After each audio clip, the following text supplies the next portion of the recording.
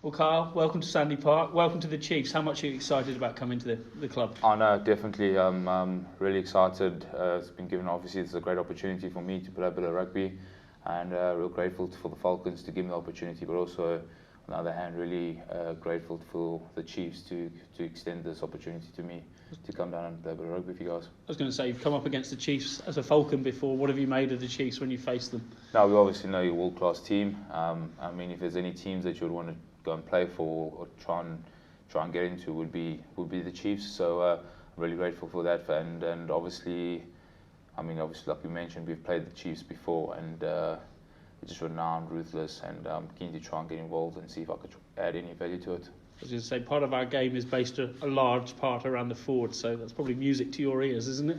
Well, that's a nice thing. Obviously, I like to get my hands on the ball, and just obviously the Chiefs keep the ball for long phases and always on the front foot. So I think that would play perfectly into my style of rugby, and hopefully I could just, like I mentioned, add value to the Chiefs.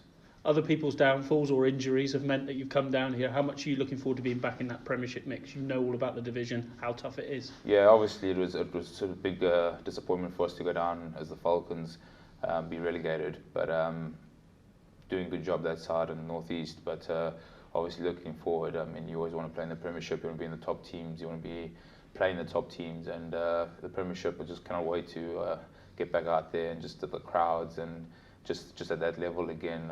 Just really looking forward to it. Carl, you talk about that level. Just how tough is it? Yeah, mate. You cannot compare like the Premiership level. It's just like when I came across, obviously played Super Rugby in the beginning, and then came across the Premiership. The Premiership level just felt like even higher, if you know what I mean. So obviously coming from the champ now, it's going to take a week or two, obviously, to get back into it. But you've got to be on it. One or two slip-ups, you only get three or four chances, and you've got to take them. Otherwise, those opportunities gone, and that's where you're winning or losing the game. As you know from your own experience, just how tough it is that every club can beat everyone, isn't it? And we're seeing the division now, how tight it is. Well, that's the thing. I mean, I've been watching the Prem this year. Like, the tables have basically flipped. 2 years ago, the table would have been totally opposite. So when we were in the Premiership, basically every weekend it was a close game, and obviously you've got to be up for it, because each weekend, it's if you aren't ready for it, you're not gonna win the game, are you? You've only been here a matter of hours, but let's talk about a familiar face. Will Whitty, you'll know well. There's a few Safa boys in the squad as well. That's going to help the settling in process. No, definitely. I've heard a bit of Afrikaans in the change room, so there's a few Safas that have taken me under the wing already, and obviously the big bull Whitty. He's helping me around, and it's been a quick entrance, and it's been pretty easy, to be fair. Everyone from both sides have made it really comfortable and easy for me to try and transition back into the Prem for you guys. You will obviously talk to Rob Baxter. What's he said to you so far about your role, and what's he expecting from you? We haven't really chatted much about what's expected. I do know that there's a bit of a hooker shortage, so I just imagine that I ought to come across and to make sure that I obviously do my job first, lineouts and scrums, nail that, and then obviously just around the park, and that just like I mentioned, just try and add more value that way.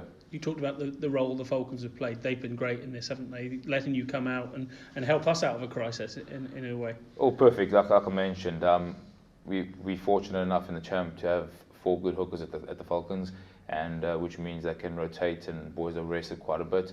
So by this way, they've given me the opportunity to come across and play a bit of rugby and get some game time under the belt at this level again. Hoping, obviously, expecting to go back up next year in the Premiership with the Falcons. So really excited, yeah. And here till March at least, so that gives you plenty of time to get your feet under the table, get settled, and know the way of the Chiefs, I'd imagine. Oh, that's the thing. I've got 4 months to try and put my name down and just let the boys know exactly what I'm all about and that. And hopefully, when I do leave, I do leave with a bit of pride and remembrance, if that makes sense. And obviously, working alongside some of these boys in the hooker department alone, there's a couple of internationals. You've got Jack Yeandle, the club captain. These guys are going to help you probably develop your game as well. Well, that's the thing, mate. I think as a player, you can never stop learning. So as long as you're always willing to learn, and no matter where you are, whether you're the best or where you're up and coming, it's always good to take in information, look and learn, and looking forward to working with some of the best in the world.